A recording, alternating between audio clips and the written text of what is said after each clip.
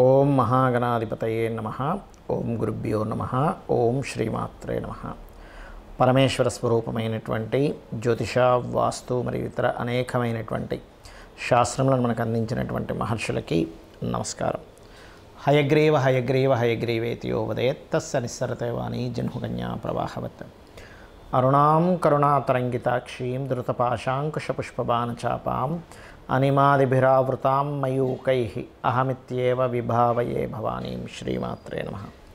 ప్రేక్షకులకి ఆ లలితాంబిక అమ్మవారి యొక్క అనుగ్రహం పరిపూర్ణంగా కలగాలని మనస్ఫూర్తి కోరుకుంటూ మనం ఈరోజు చెప్పుకోబోయేటువంటి టాపిక్ 2025 జనవరి మాసంలో ఫలితాలు ఏ విధంగా ఉన్నాయి, మరియు ఏ విషయాల పట్ల మీరు జాగ్రత్తగా ఉండాలి, అదేవిధంగా ఎటువంటి పరిహార మార్గం చేసుకుంటే ఇబ్బంది పడకుండా సంతోషంగా ఉంటాము అనేటువంటి విషయాలు చెప్తుంది నేనైనప్పటికీ కూడా చెప్పిస్తుంది సాక్షాత్ లలిత అమ్మవారిగా భావిస్తూ ఒక్కొక్క లగ్నం తెలియని వారు రాశిరీత్యా చూసుకుందాం. అయితే దీనికంటే ముందు అసలు గ్రహాలు ఎక్కడెక్కడ ఉన్నాయి ఈ జనవరి మాసంలో. గురువు వక్రించే ఉన్నాడు, ఇంకా అదేవిధంగా కుజుడు కూడా వక్రించి ఉన్నాడు ఈ జనవరి మాసంలో.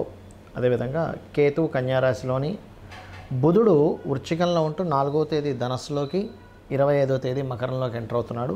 చంద్రుడైతే మొత్తం ఒక నెలలో ఒక రౌండ్, అంటే ఈ యొక్క మకరం నుంచి మళ్ళీ మకరం వరకు చేరుకుంటాడు. రవి 14వ తేదీ ధనస్సులోకి, ధనస్సు నుంచి మకరంలోకి, శుక్రుడు శని కుంభరాశిలో ఉన్నాడు. ఈ శుక్రుడు మేనంలోకి రాహువుని చేరుకుంటాడు. రాహు మేనంలో ఉన్నాడు. 28వ తేదీ చేరుకుంటున్నాడు. అంటే ఆల్మోస్ట్ నెల రోజులు మొత్తం శుక్రుడు ఇక్కడే ఉంటాడు.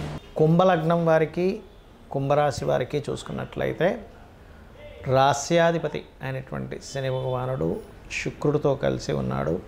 ఈ శుక్రుడితో కలిసి ఉండి శని భగవానుడు ఉన్నందుకు మీకు పర్టికులర్గా ఏంటంటే ఈ శుక్రశనుల యొక్క కలయిక ఏదైతే ఉందో రాశిలో ఉన్నందుకు ఒక రకంగా చెప్పాలంటే ఏలినాటి శని యొక్క స్ట్రెస్ ఏదైతే ఉందో అది కొంతవరకు తగ్గుతుంది, రిలీఫ్ వస్తుంది.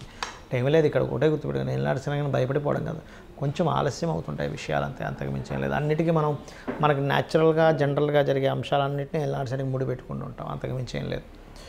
అదేవిధంగా ఫైనాన్షియల్గా చూసుకున్నట్లయితే రాహు 2లో ఉన్నందుకు సాఫ్ట్వేర్, కెమికల్ రిలేటెడ్ సంబంధించిన డ్రగ్స్ అంటే ఇన్ సెన్స్ ఈ డ్రగ్స్ కాదు, వ్యసనాలకు సంబంధించినవి కాదు, మెడికల్ రిలేటెడ్ సంబంధించినటువంటి వాటిల్లో, అదేవిధంగా సాఫ్ట్వేర్ రిలేటెడ్ సంబంధించిన వాటిలో ఆన్లైన్ రిలేటెడ్గా ధనయోగం అనేటువంటిది బలంగా చూపిస్తుంది. కాకపోతే మీకు గతంలో ఏర్పడినటువంటి కొన్ని ఘర్షణలు కావచ్చు, అవన్నీ ఇప్పుడు కొంచెం కూర్చొని మాట్లాడడం ద్వారా కొన్ని క్లియర్ అవుతాయి, అందులో ఎటువంటి సందేహం లేదు. మరియు అదేవిధంగా చూసుకున్నట్లయితే ఈ 2వ అధిపతి 4వ స్థానంలో ఉన్నందుకు, ఈ 4లో ఉన్నటువంటి గురువు మరియు 12లో ఉన్నటువంటి శుక్రుడు చూసుకున్నట్లయితే ఈ శుక్ర గురువుల యొక్క స్థితి ఇక్కడ ఇచ్చేటువంటి, అంటే ఈ రాశిలోకి వచ్చేటువంటి శుక్రుడు, ఎందుకంటే మనకి దాదాపుగా చూసుకున్నట్లయితే ఈ శుక్రుడు రాశిలోకి వచ్చి ఉన్నాడు. సో 12వ అధిపతితో కలిసి ఉన్నటువంటి శుక్రుడిని ఈ కాంబినేషన్ ఏంటంటే గృహ యోగాల్ని కలిగింపజేస్తుంది. ఏదైనా కొత్తగా ఆభరణం కొనుగోలు చేయడం కానీ, గృహ సంబంధించిన విషయాల్లో కానీ, మరియు వివాహ సంబంధించిన విషయంలో గతంలో ఏవైతే కొంత స్ట్రెస్లు అది పడ్డారు, ఎందుకంటే లగ్నంలోకి శుక్రుడు వచ్చినందుకు అంటే పార్ట్నర్స్తో కానీ జీవిత భాగస్వామిని ఎంపిక చేసుకునే విషయంలో కానీ జనవరి 14 లోపల మంచి యోగం ఉంది. కాకపోతే మీరు ఈ అష్టమంలో కేతు ఉన్నందుకు కేతు సంబంధించినటువంటివి ఏవైతే ఉంటాయో, అంటే చూడండి కేతు దేనికి కారకుడు అంటే మ్యాజికల్ ప్లానెట్స్ అంటూ ఉంటారు. ఏవైనా నిగూఢమైనటువంటి విద్యలు నేర్చుకోవడానికి, అదేవిధంగా రీసెర్చర్స్కి చాలా బాగుంటుంది చెప్పాలంటే. మరియు మీ యొక్క జీవిత భాగస్వామి ఎవరికైనా అప్పు రూపంలో ధనం ఇచ్చేటువంటి విషయాల పట్ల కాస్త జాగ్రత్తగా ఉండండి. ఇక లాభాధిపతి 4వ స్థానంలో ఉన్నందుకు ఇక్కడ గమనించుకున్నట్లయితే 2వ వివాహం కోసం చేసేటువంటి ప్రయత్నాలు ఫలిస్తాయి. శుక్రరాశుల్లో ఉండేటువంటి గురువు ఇటువంటి ఫలితాలను ఇస్తున్నాడు. ఇక మీరు చేయవలసినటువంటి దేవతారాధన ఎక్కువగా నరసింహస్వామిని, విష్ణువుని ఆరాధించండి, అన్ని విధాలా బాగుంటుంది. జ్యోతిష్ శాస్త్రంలో ఉన్నటువంటి కొన్ని అపోహలు ఏమిటి, మిత్స్ అంటారు వాటిని, అంటే అనవసరంగా మూఢనమ్మకాలు అనుకోండి. ఇవి నేను మీకు ఈరోజు చెప్పబోతున్నాను, గుర్తుపెట్టుకోండి. ఏమిటవి అంటే ఇవి తెలియాలి ముఖ్యంగా. తెలియకపోవడం వల్ల కూడా ఇబ్బంది పడుతున్నారు చాలామంది అనుకునేది ఏమిటంటే ఏలినాడు శని, అర్ధాష్టమి శని, అష్టమి శని సమయంలో ఏదీ కలిసి రాదు అనుకుంటారు. అది పూర్తిగా తప్పు, గుర్తుపెట్టుకోండి. నేను 100% నేను రీసెర్చ్ చేసి చెప్తున్నాను. అష్టమ శని, అర్ధాష్టమ శని, ఏలినాడు శని కేవలం మీకు కొద్దిగా ఆలస్యము, అనుభవము, ఒక విషయాన్ని నేర్పేలాగా కర్మకారకుడు మీకు ఆ స్థానాల్లో ఉండి ఇస్తాడు. అంటే మీ యొక్క కర్మ ఏంటంటే ఆ సమయంలో కొంచెం స్ట్రెస్ అవ్వడం వల్ల జీవితంలో ఏది నిజమో అని తెలుసుకుంటారు, కానీ ఏది కలిసి రాకపోవడం కాదు, గుర్తుపెట్టుకోండి. కలిసి రావాలంటే ఏం చేయాలో నేర్చుకుంటారు మీరు, కలిసి రాకపోవడం కాదు. ఎందుకంటే నేను దీని మీద 140 మంది ప్రెసిడెంట్ల జాతకాలు చూశాను. వాళ్ళకి పర్టికులర్గా ప్రెసిడెంట్లను కాదు, ఎమ్మెల్యేలు, ఎంపీలు చాలామంది జాతకాలు, పెద్ద పెద్ద బిజినెస్ మ్యాన్ జాతకాల్లో, ముఖ్యంగా రాజకీయ నాయకుల జాతకాల్లో నేను చూసింది ఏంటంటే ఏలినాటి శని, అర్ధాష్టమి శని, అష్టమి శని సమయాల్లోనే వాళ్ళు పీఎంలు, సీఎంలు కూడా అయ్యారు. మీకు ఎందుకు మన నరేంద్ర మోడీ గారు ఏలినాటి శనిలోనే ఆయన పీఎంగా ఉన్నది వృశ్చిక రాశి. జగన్ అతను అష్టమ శనిలోనే ఆయన సీఎంగా నిలబడ్డారు. మన ఎంతోమంది చంద్రబాబు నాయుడు గారు కావచ్చు, స్వర్గీయ ఎన్టీ రామారావు గారు కావచ్చు. నేను చెప్పేది ఒకటే, అంటే రాజ్యాన్నే ఇస్తున్నటువంటి శని మీకెందుకు ఏమీ కలిసి రాకుండా చేస్తాడంటే ఒక్కసారి ఆలోచించండి. ఎందుకంటే నేను ఈ విషయాన్ని ఎందుకు స్పష్టంగా చెప్తున్నానంటే అనవసరంగా ఇదేమీ కలిసి రాదేమో అని ఏమీ చేయకుండా ఉండిపోతున్నారు. అది కాదు. శని అంటే కర్మకారకుడు, విజయానికి కారకుడు. కష్టం ఇస్తాడు, ఇవ్వడం నేను అనట్లే. స్లో మూమెంట్, స్లో ఉంటుంది. కానీ అదే శని భగవానుని కనుక మీరు చక్కగా దీపారాధన చేసి రెగ్యులర్గా ఒక ఆంజనేయ స్వామి ఆలయమో, నరసింహస్వామి ఆలయమో, స్కందుడు ఆలయానికి వెళ్ళారనుకోండి, 100% పాజిటివ్ ఫలితాలు ఇస్తాడు. అది. ఇక రెండవది ఏంటంటే కాలసర్పదోషం గురించి చాలామంది భయపడుతున్నారు. కాలసర్పదోషం కాలానికి సంబంధించినటువంటిది. అంటే దేశ కాల సంబంధించిన పరిస్థితులు ఎలా ఉంటాయి చెప్పేటువంటి అంశం. జన్మజాతకానికి అప్లై చేయకూడదు కాలసర్పదోషానికి, కేవలం సర్పదోషాలను మాత్రం అప్లై చేయాలి.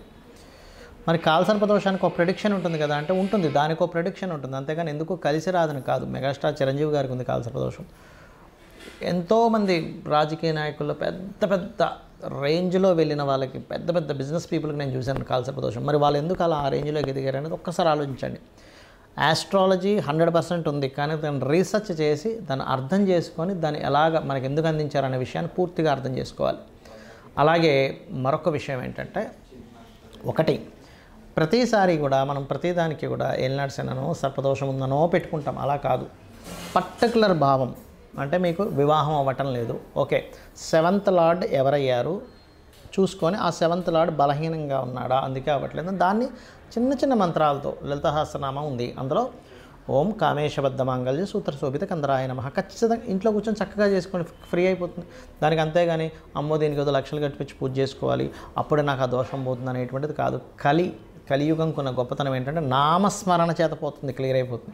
మీ దగ్గర డబ్బులు ఉన్నాయి, నేను చక్కగా పూజ చేయించుకుంటాను, ఇంటికి పురోహితుని పిలిపించి ఒక హోమం చేయించుకుంటానంటే చేయించుకోండి, ఏమీ తప్పు కాదు. అది ధనం ఉంటే చక్కగా ఇంటికి పురోహితుని పిలిపించుకొని చక్కగా పూజ చేసి అతనికి దక్షిణ ఇచ్చి 10 మందికి భోజనాలు పెట్టండి. దానివల్ల ఒక సిస్టమ్ అంటే మనీ సర్క్యులేట్ అవుతుంది, దానివల్ల దేవతలు కూడా ఆనందిస్తారు, నేను కాదనట్లే. కానీ డబ్బులు లేకపోయినా అప్పులు చేసి మాత్రం ఎట్టి పరిస్థితుల్లో మీరు పూజ చేస్తేనే వర్కౌట్ అవుతుందని మాత్రం ఏమీ లేదు. ఎందుకంటే భగవంతుడికి అన్నీ తెలుసు.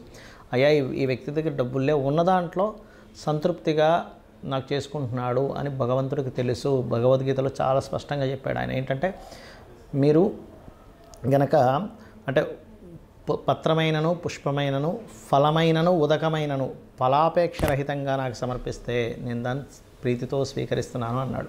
ఉదకం అంటే చిన్న నీటి చుక్కండి. కాబట్టి ఎక్కడా కూడా ఇది చేస్తేనే అవుతుంది, లేకపోతే నాకు ఇది అవ్వదు అనేటువంటిది లేదు. నామస్మరణ చేయండి, కేవలం నామస్మరణ కూడా మిమ్మల్ని ఉద్ధరిస్తుంది. డబ్బులు ఉన్నాయి చక్కగా చేసుకోండి, ఏం కాదనట్లే. గో సేవ చేస్తారా, గోదానమే ఇస్తారా, పెద్ద పెద్ద హోమాలే చేస్తారా, యజ్ఞాలే చేస్తారా, మీ ఇష్టం. బట్ లేనప్పుడు మాత్రం అప్పు చేస్తేనే అవుతుంది అనేటువంటి మూఢనమ్మకం నుంచి బయటికి రండి ఫస్ట్ మీరు. అలాగే మరొక విషయం ఏంటంటే జ్యోతిష్యము, వాస్తు. చాలామందికి ఏంటంటే వాస్తులో కూడా వాస్తు అనగానే మొత్తం మీద పగలగొట్టేస్తేనే అది సెట్ అవుతుంది అనుకుంటారు. అలా ఏమీ లేదు. చక్కగా ఇంట్లో ఏ వస్తువు ఎక్కడ పెట్టుకోవాలి, మీకు సరైనటువంటి గృహం అవునా కాదా, అన్ని గృహాలు మంచివే, కానీ మనకి సెట్ అయ్యే గృహమే మనకి బాగుంటుంది. అది ఏ డైరెక్షన్ ఈజ్ మీకు మంచిది అనేటువంటివి కొన్ని సెట్ ఆఫ్ రూల్స్ ఉన్నాయి వాస్తులో. అది తెలుసుకొని వెళ్ళండి. అంతేగాని ఏదో వాస్తు బాగాలేదని ఇల్లు కూలగొట్టేసేయడం, మొత్తం గందరగోళం చేసేసుకొని లక్షల రూపాయలు దాన్ని ఖర్చు పెట్టేసి మళ్ళీ అది అప్పులో పాలవడం కాదు. వాస్తులో వెరీ క్లియర్లీ మనకి కొన్నిసార్లు మాత్రమే, అంటే ఈశాన్యంలో బాత్రూమ్ మాత్రమే ఖచ్చితంగా తీయమన్నాడు. మిగతా ప్లేసెస్లో ఉన్నప్పుడు చిన్న చిన్న రెమెడీస్తో దాన్ని మనం సెట్ చేసుకోవచ్చు. కలర్స్ ద్వారా సెట్ చేసుకోవచ్చు, ఒక వస్తువు ఒక దగ్గర ఉండడం ద్వారా సెట్ చేసుకోవచ్చు, మనం ఇంట్లో ఒక పని ఒక దగ్గర చేయడం ద్వారా సెట్ చేసుకోవచ్చు. సో ఇది అర్థం చేసుకోండి. అనవసరంగా ఏదో అయిపోతుందని భయం కోసం కాదు. ఆస్ట్రాలజీ కానీ వాస్తు కానీ ఉన్నది ఏంటంటే అది మనకు వెలుగుని చూపించాలి, ఒక దారిని చూపించడానికి ఉన్నది. కాబట్టి మీ అందరూ కూడా అమ్మవారి అనుగ్రహానికి పాత్రలు అవ్వాలని మనస్ఫూర్తిగా కోరుకుంటూ శ్రీమాత్రే నమః.